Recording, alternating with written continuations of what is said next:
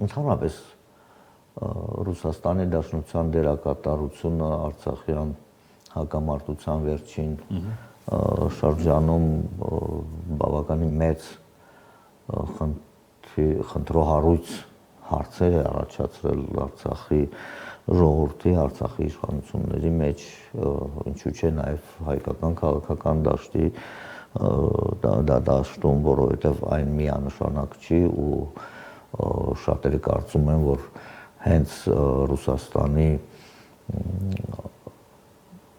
ոչ կտրուկ քաղաքականության հետևանքն է այն, որ Արցախը հայաթափվել է ու նույնիսկ կան այսպես թեզեր այն մասին, որ Արցախի հայաթափումը տեղի ունեցել Ռուսաստանի լրելյալ համաձայնությամբ։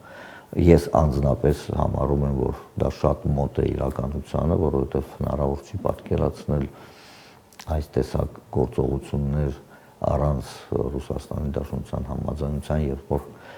Ռուսաստանի զորքերը կանգնած էին Արցախում։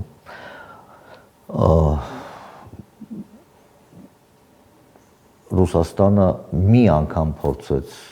խոսել խորհրդային ժառանգության ոչնչացման վերաբերյալ, խոսքը գնում է Այվազովսկու արձանի ոչնչացմանը ու մի անգամից մենք տեսանք, թե Ադրբեջանի հարձակողական հայտարարությունների առջև ինչպես հետ գնաց Լեռնային Ղարաբաղը վերանվանելով Ղարաբաղ, Ստեփանակերտը Խանքենդի, վերջո ամբողջ լրատվությունը, խոսքը գնում է ՏԱՍՍ-ի հաղորդագրության